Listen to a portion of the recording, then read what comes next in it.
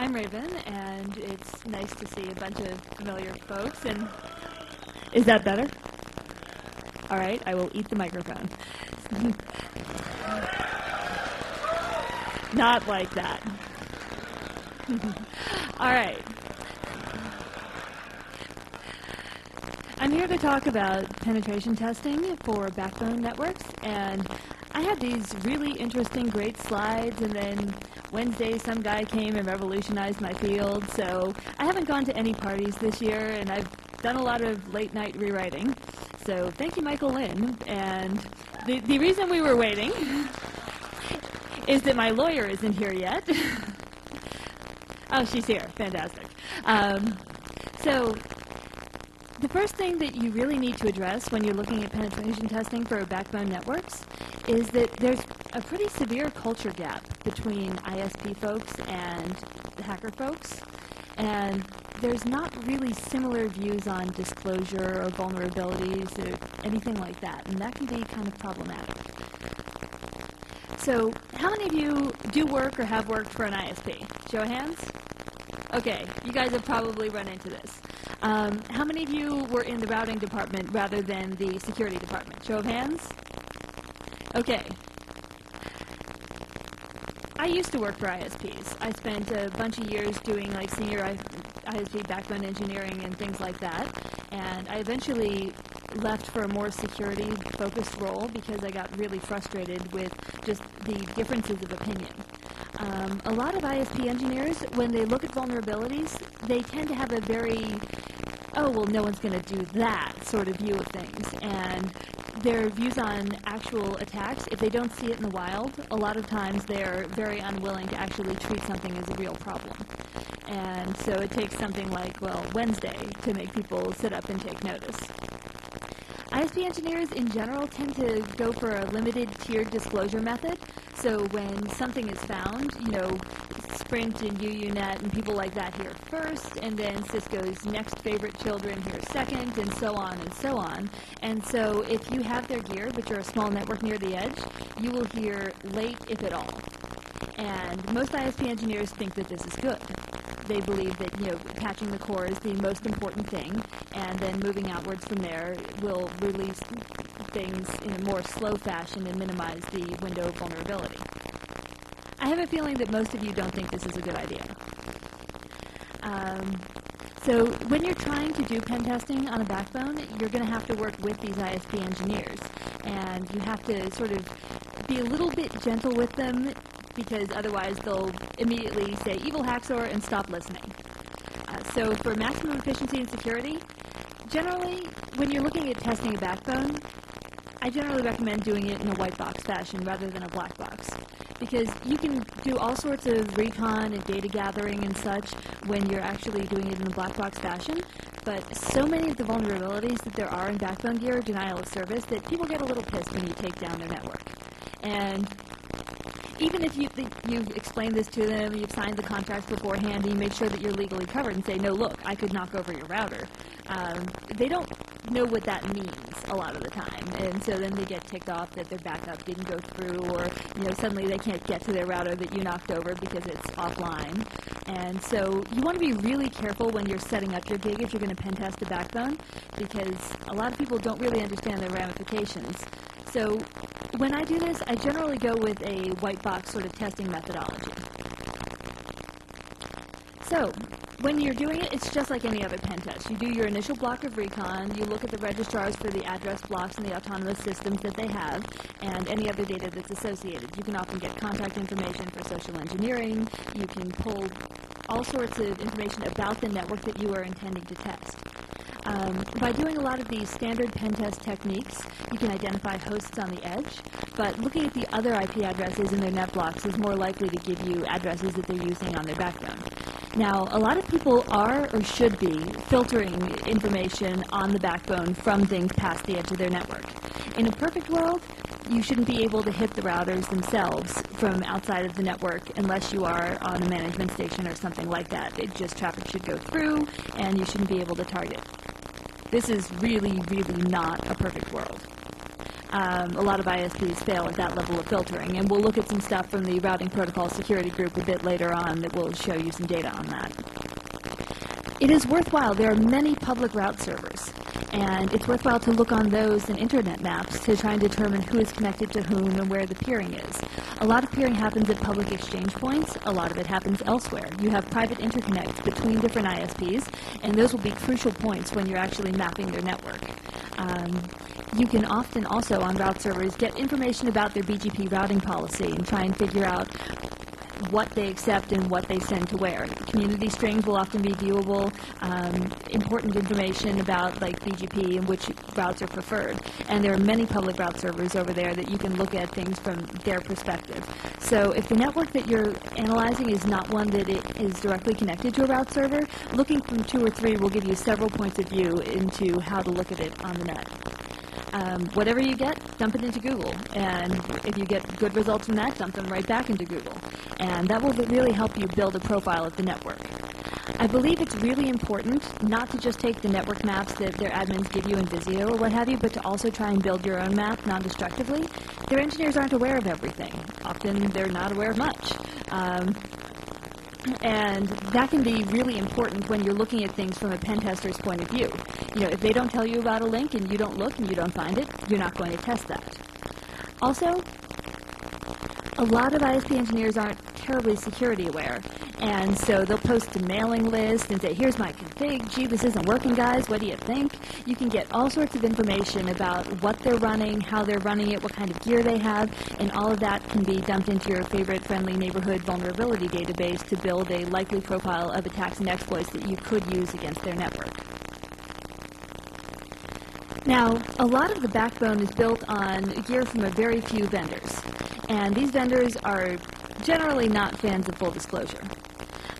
Cisco and Juniper both have on their networks things that are behind the front end of their web page. You have to have a login. In many cases, you have to have a contract in order to see details. Cisco does release some vulnerability information publicly, but there's a lot that they don't. Juniper releases almost nothing publicly. I think I've seen like 6 advisories from them ever that didn't require some sort of, back-end acknowledgement. And so they believe that by doing this, they're helping to keep it out of the hands of script kiddies. If you have a contract with them, or if you have a login to their site or something like that, you will have a much greater database of information that's available to you when you're trying to determine what to test for. So we're going to talk a lot about vendor negotiation and dealing with your vendor in order to secure the network as best as possible. So if you are working for a company, they may allow you to use their CCO or Juniper logins to access the bug databases and look for vulnerability information. And also, don't forget that the backbone is more than just routers. There are switches, there's lots of stuff that gets done on layer 2, and a lot of people just kind of ignore that. So test for your switch gear also. Alright. Cisco in particular has really complex code trains.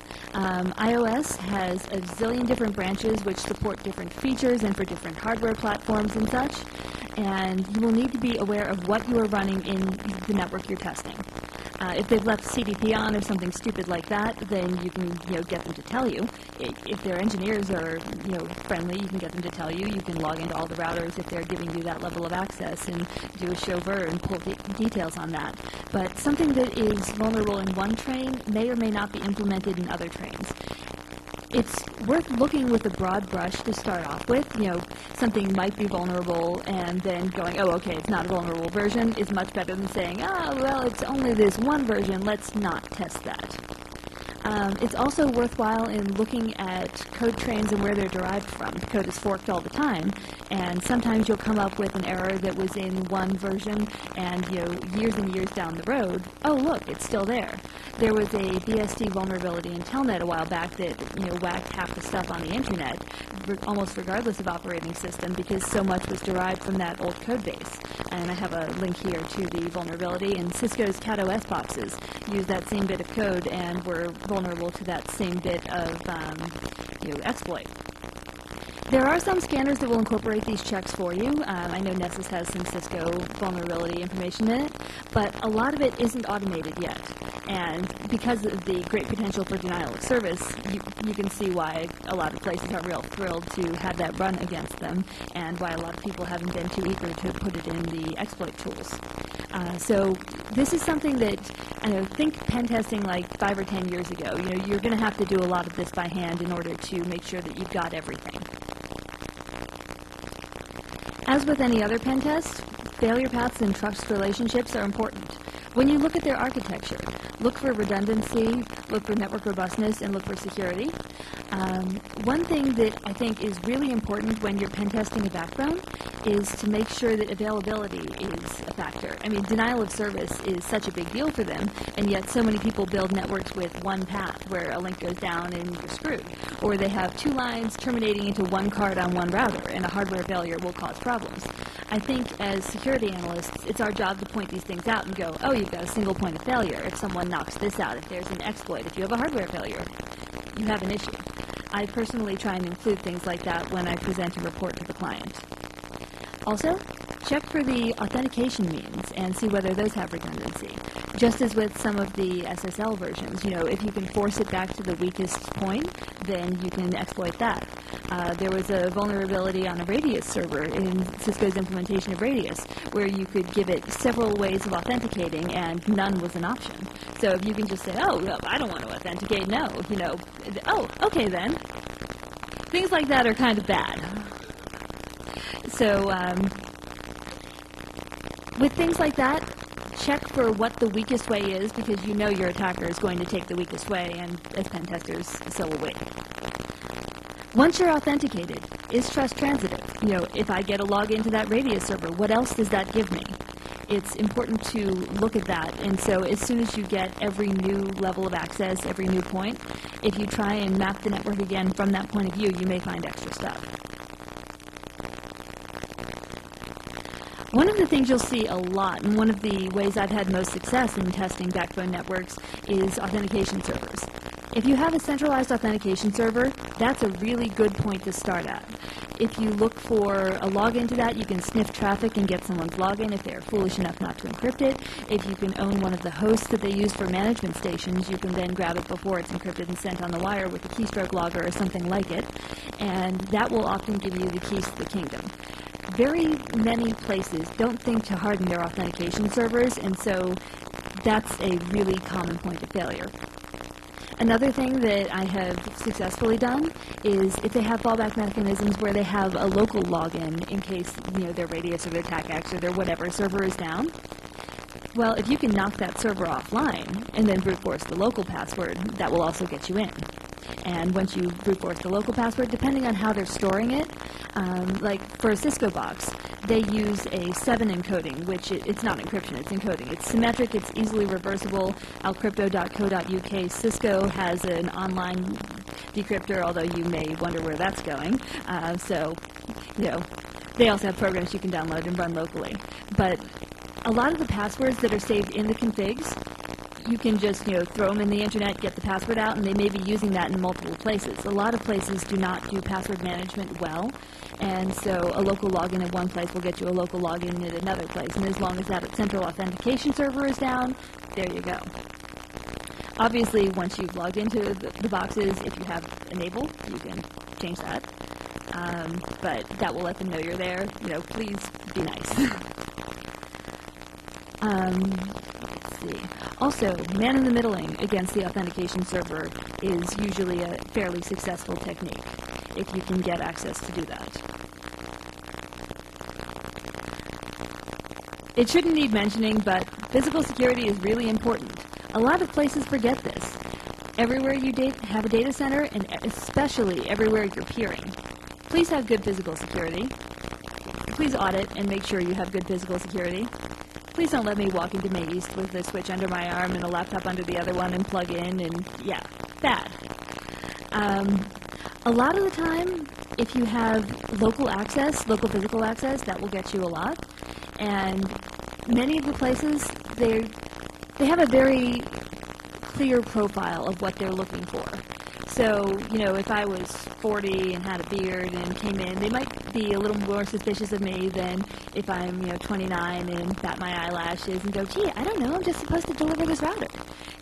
They have poorly placed trust relationships in terms of local access, and if you want to take a social engineering approach to that, then that can work to your advantage.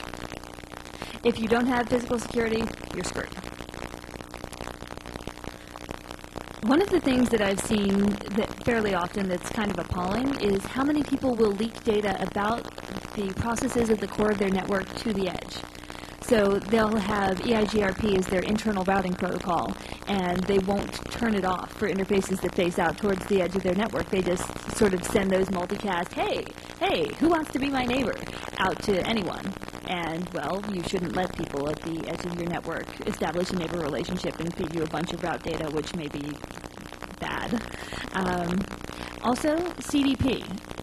People will leave it on by default, they won't turn it off, and it will happily send you all kinds of information about the connected device. It will tell you what it is, what version of the operating system it's running, what sort of hardware it has, device ID, all kinds of stuff.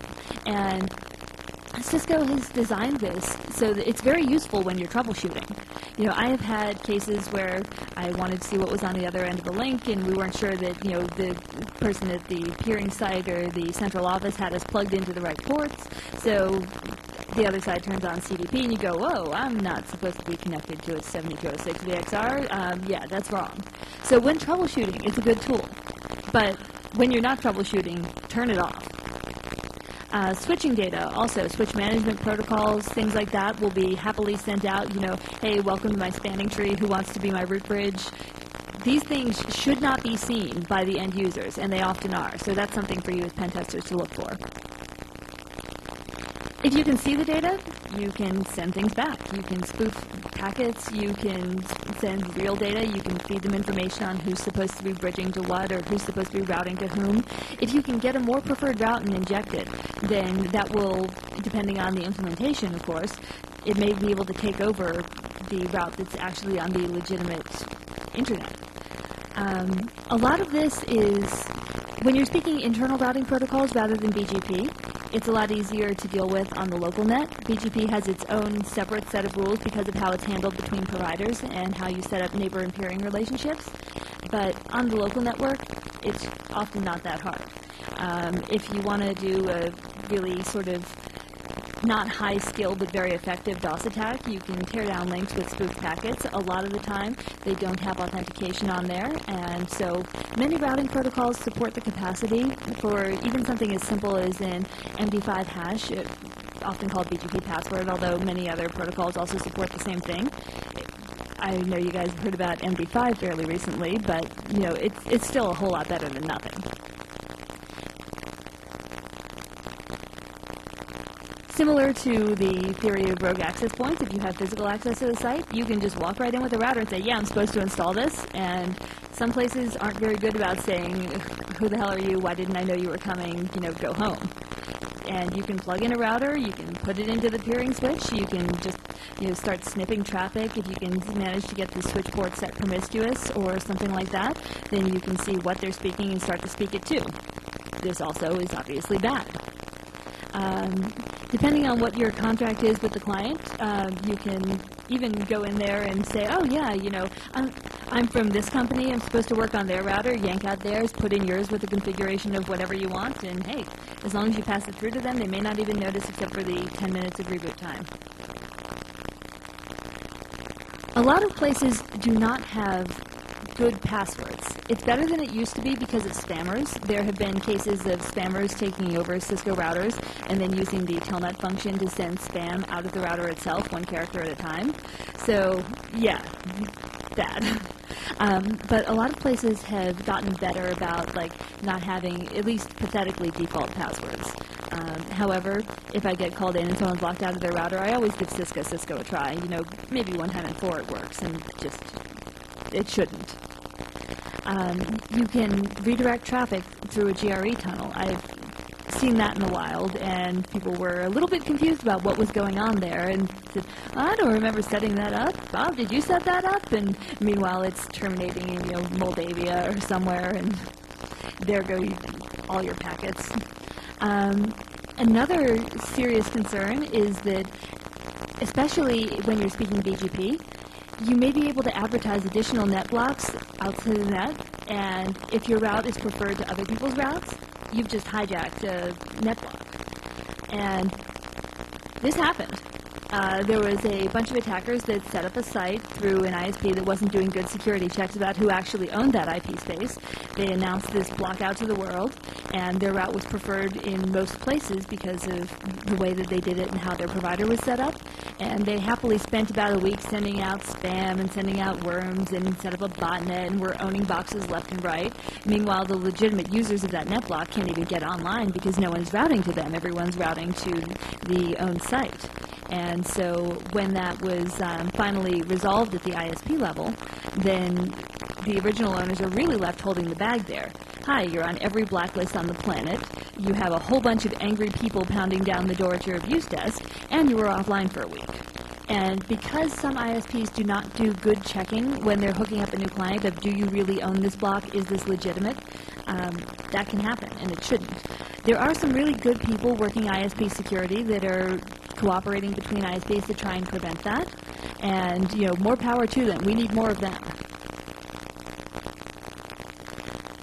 A great place to start when looking at the actual configurations of the backbone devices is to look at the secure BGP template, iOS template, Junos template, and Junos BGP template that the Khemri people do.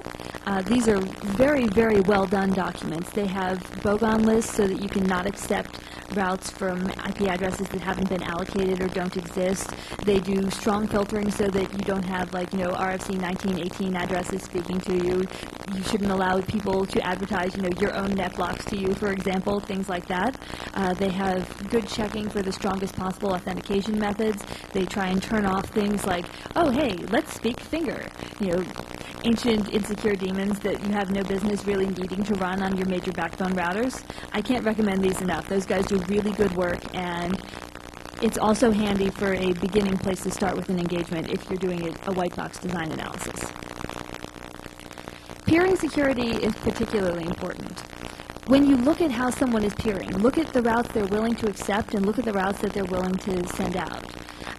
There was a case several years ago where someone actually advertised 10.0.0.0 to the whole internet and claimed that they owned it, and that got a lot of people a little bit irate. It broke a lot of people's private network implementations, and it broke a lot of VPN stuff. So that's worth checking. Again, route servers are your friend. And when you do peering changes, make sure you're doing good authentication. You don't want just anyone to call you up and say, hi, I'm Raven from UUNet, and yeah, I want you to change this config. Can you take out this net block of this guy who, stole my girlfriend last week? You want actual passwords, some sort of validation method to make sure that the person who you're talking to make these major affecting changes actually is the person that they claim to be. Also, make sure that the machines that you use for your network policy and your network admin are well secured. I have worked at a job where we had a couple of management stations and they were Windows boxes, and wow, they got owned. That's really dumb. If you have only a few machines that are allowed to access these crucial backbone devices, make sure they're hardened, make sure they're patched, make sure that people can't get onto them, and,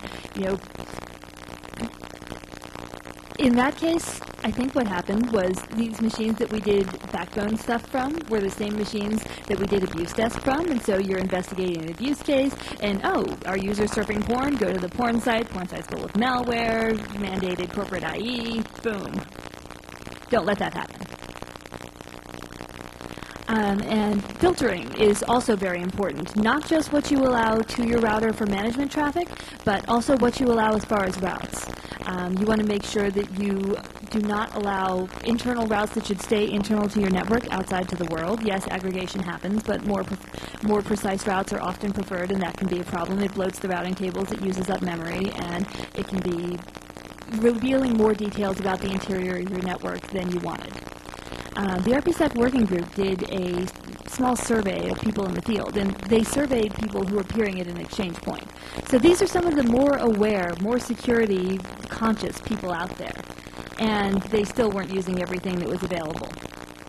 This may be because, for lack of a better term, ISP culture, they view change management and the time that it takes to do good password control and to change all these policies as more of a threat than the security implications.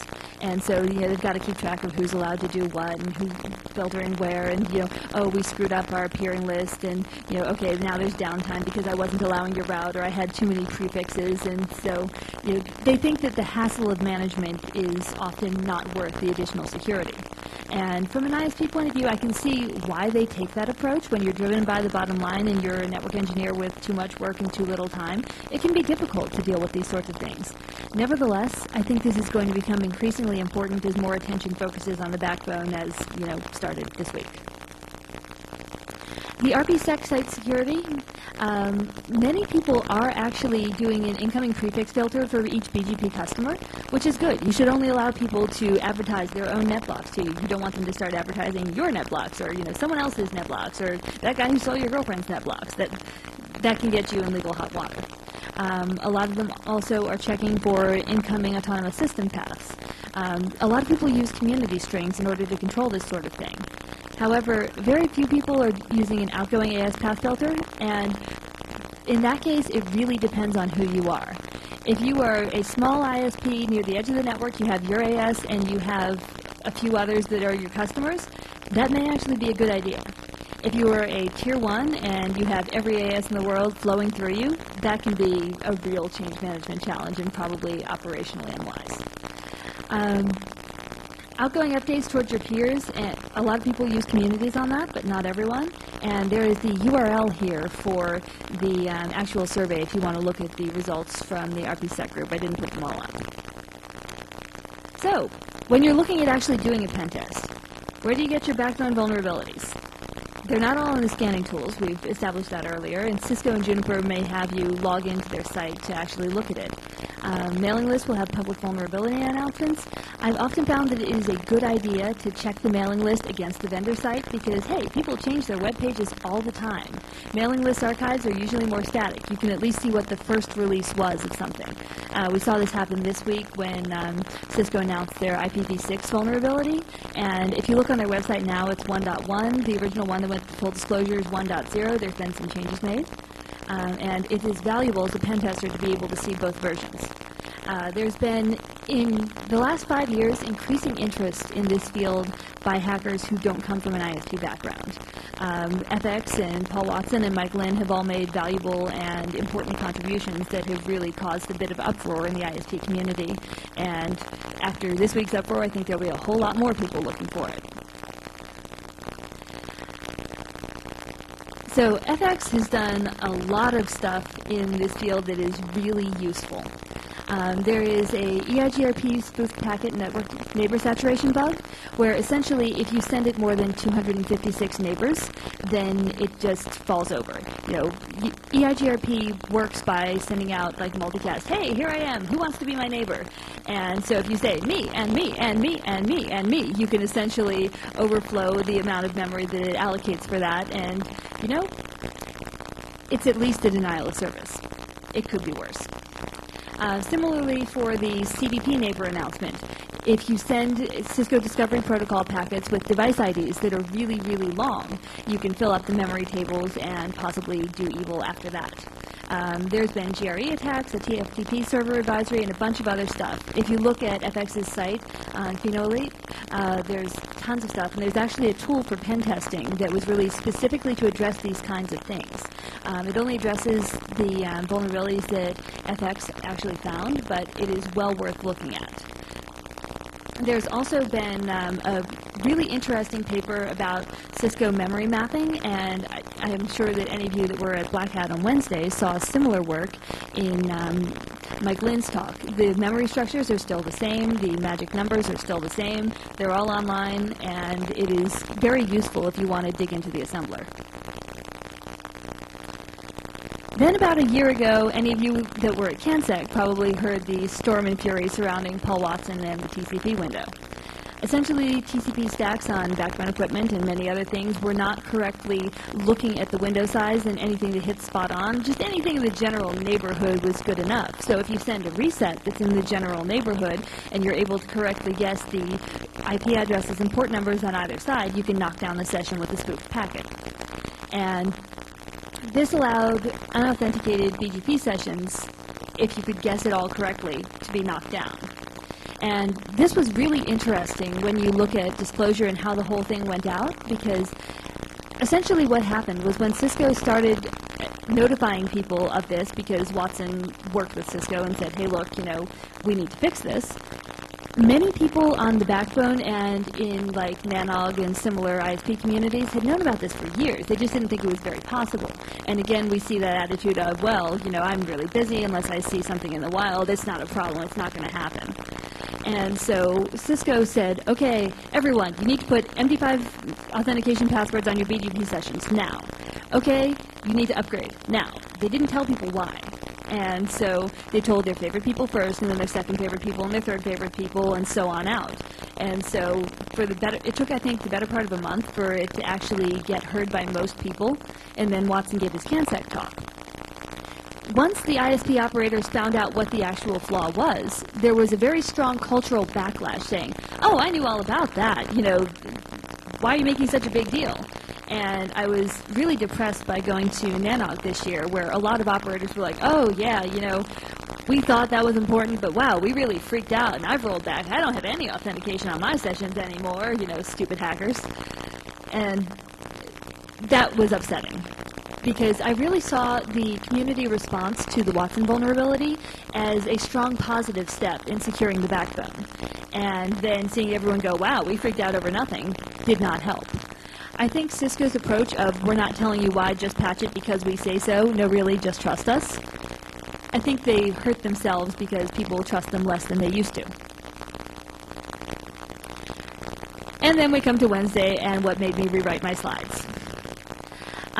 If you were at Black Hat and saw Mike Lynn's session on Wednesday morning, he essentially demonstrated what I view as a remote exploit in Cisco iOS. Cisco has announced in at least one of their vulnerability announcements that it was just a local. I think we have different meanings for the same word there.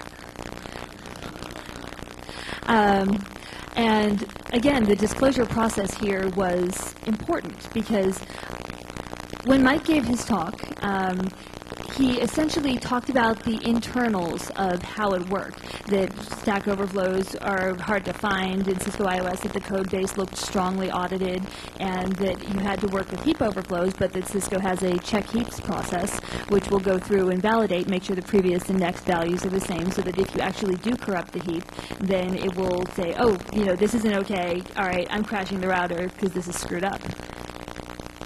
He did not give details of what his entry vector was. He was very careful to basically try and not give enough information for people to recreate it. Now, even though the vulnerability has been patched and the old versions have been yanked off of Cisco's website, there are still vulnerable versions out there in the wild.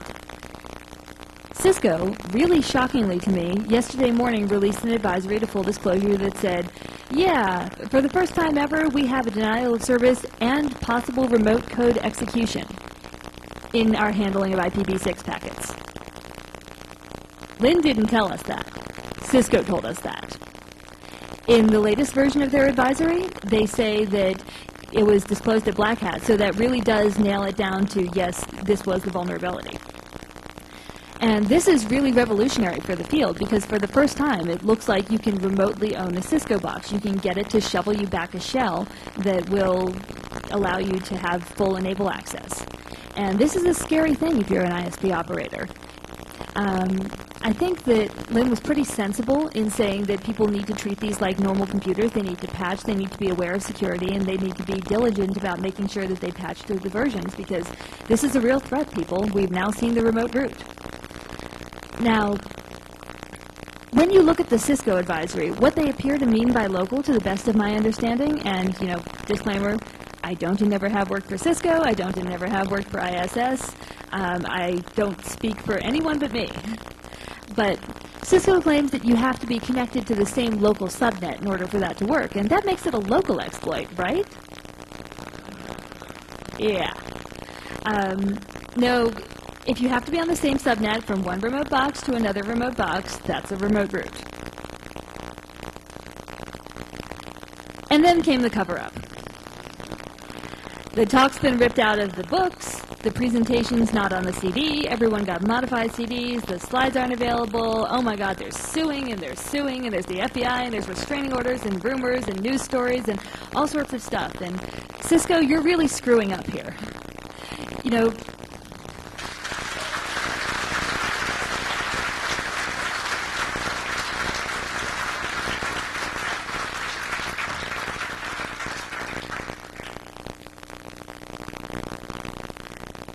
to give you an idea of the attitude of the security community, there are people walking around wearing these.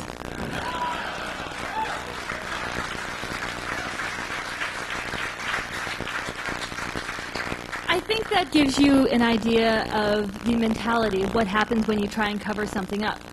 Okay, so you're not really happy. Beg pardon? It said, fuck Cisco. Let the record reflect.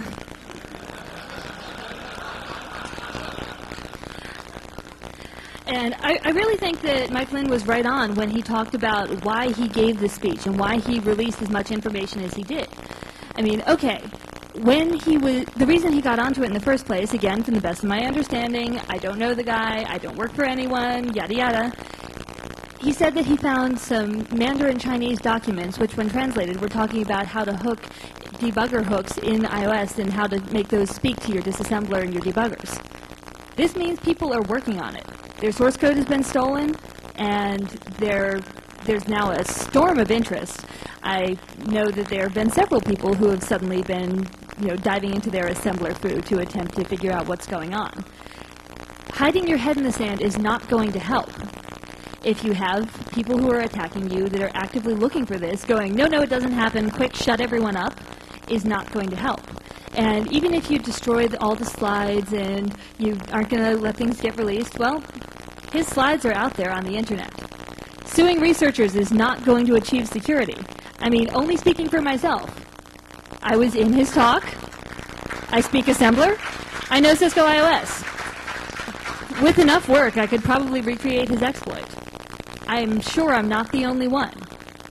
Trying to pretend it won't happen will not fix things.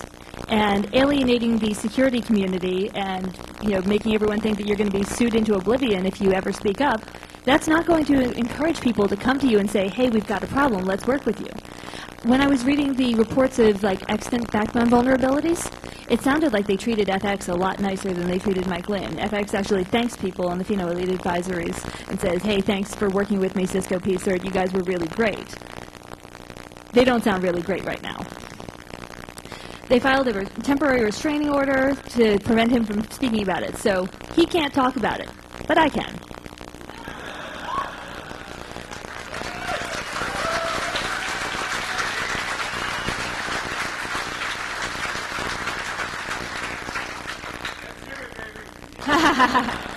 Well, his slides are easily findable on the internet, and not even the version that he presented at the talk. The original slides from before he got fired by his employer, I think yesterday morning they were up on CryptoMe and several other sites, and this has just been a ridiculous media circus.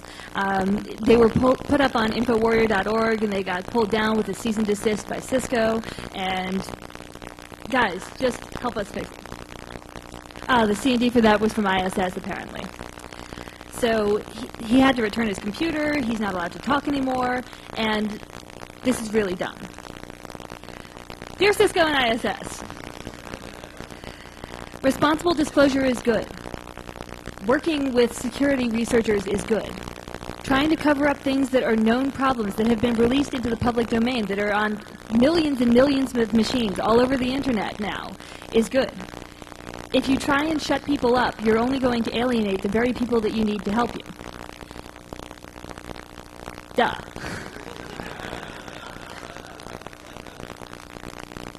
All right, so what Mike Lynn actually said. Heap overflows are way more common in iOS. He said a bunch of nice things about their code base, but he said that the watchdog process of check heaps will check for heap corruption, and if it finds it, it will crash it.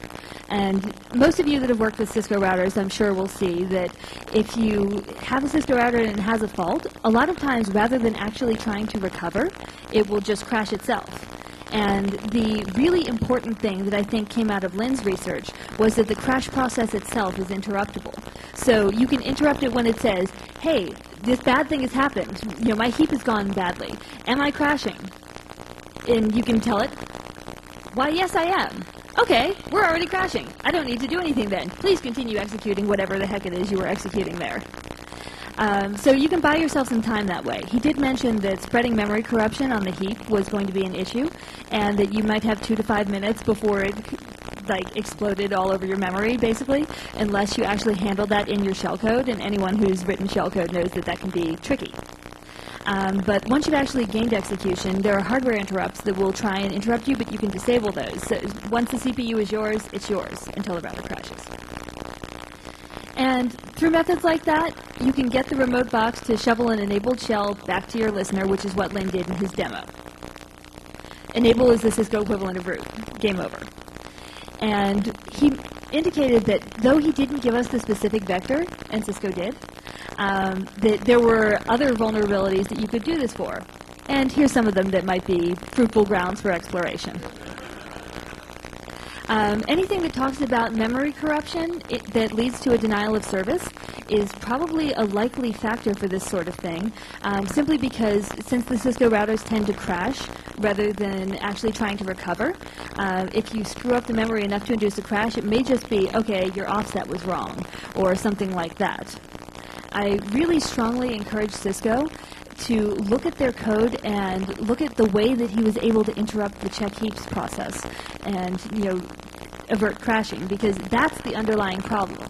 The front-end vector, whether it's IPv6 or CDP or OSPF or a BGP, that's not really going to be your issue. The fact that you can defeat check heaps, that's your problem. So, yeah, here's a link to the advisory about vulnerabilities in IPv6 processing that Cisco put up. And just in bold, because this is the first time I've seen it, and I've been waiting for years to see when this was going to occur, because I believed it was possible, but Mike Lynn's shellcode is better than mine. Cisco Internetwork Operating System is vulnerable to a denial of service and potentially an arbitrary code execution attack. So Cisco did admit it.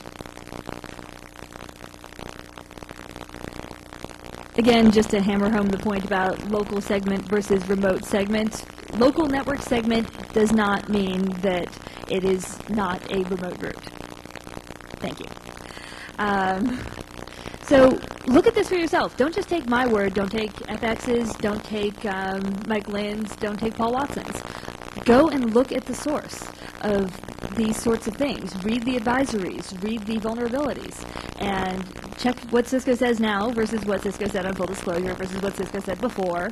Read FX's paper about how Cisco handles memory management.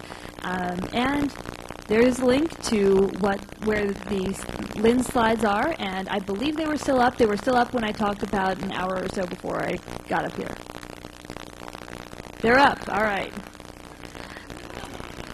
So, you Network Defender people, start treating your backbone devices like computers. Realize that they will have vulnerabilities, that you need to allocate for security, that you need to work for this, that you can't just sort of set it up like an ancient BSD box and, oh yeah, no one's ever going to hack that, it's fine, routing is hard, no one understands that. Well, I'd like to point out that of the people that I know that are working in this field, I think I'm the only one that actually has an ISP background. You can't just depend on it's hard and security through obscurity. And so, yes, you need to treat them like computers, but when you're testing, because denial of service is so prevalent, treat them like really important computers. Don't knock them over without your client's explicit consent. Maybe packet log. When I'm pen testing, I run a packet log so that if they come and say, you broke XYZ, I can go, really, where? Here's my timestamps, here's my packets, here's exactly what I did. So that's maybe a contract issue for those of you who are doing that.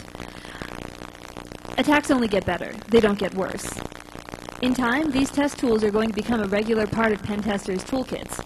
I would not be shocked if next year I suddenly saw Cisco attacks in Metasploit or something like that, or more Cisco's vulnerabilities in Nessus.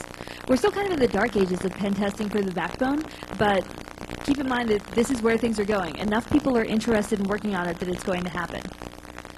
And please don't take me off the internet or slap me with a gag order or try to sue me or anything like that. There are mirrors. Everyone, please go out and mirror my stuff. Put it on BitTorrent. Don't let them shut me up.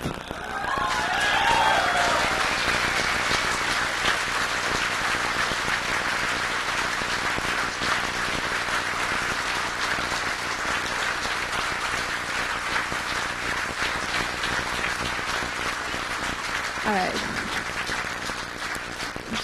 Just a few last comments, and then I believe we have a brief time for question.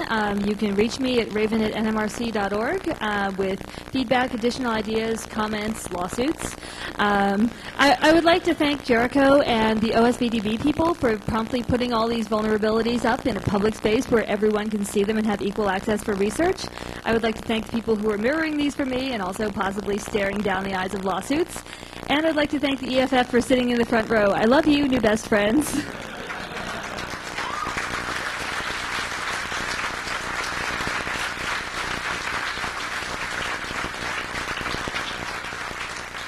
All right, we have 3 minutes. Any questions? Beg pardon?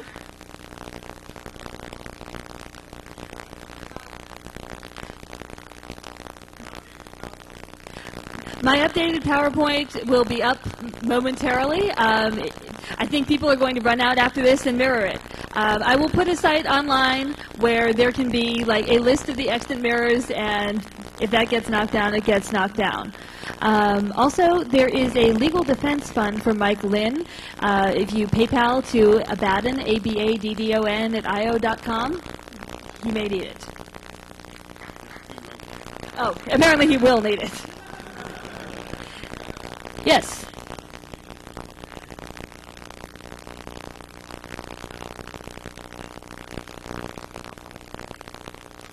The question was, given the negative reaction to the Paul Watson TCP issue, how confident am I that ISP engineers will actually pay attention to this? Well, despite working in this field, I'm perpetually optimistic, but I think the fact that we have enough people continually saying, hey look, hey look, hey look, I am cheered that even though I was not going to announce the details of what I was talking about beforehand, because I didn't want to be shut up, a lot of my ISP friends contacted me over the last 2 days and went, oh, holy shit, what do we need to do? So there are at least some people who care. There is an ISP community that's dedicated to security. There are both public and private mailing lists that are working on this. The problem is not that there aren't some people who care. The problem is that most of the people don't care. So, truthful people, be loud. All right, one more question? Yes, in the back. That's you. I can't hear you.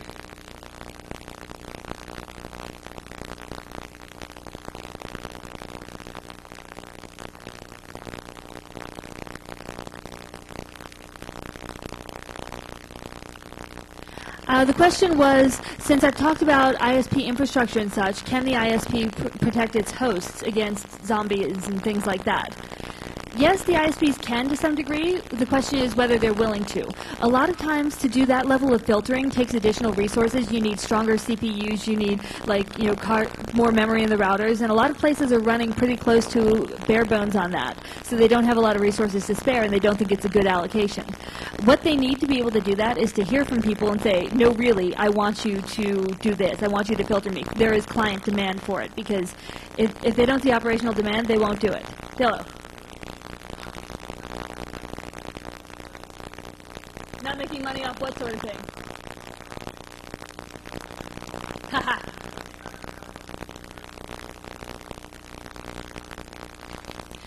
The comment was, don't you have to have an interest in keeping spam and zombies and such from happening in the first place, alluding to the poor record of many ISPs who benefit economically from allowing such things to happen across their network. And, I could go on for an hour about that, but suffice to say, market demand. They are following where the money is. If you inform them where you want the money to be, the more people that inform them, the more likely they will be to listen. Something that we can do to fix what quickly? It's already fixed. If you go and you update your iOS to the most recent version of firmware in your code train, you'll be safe.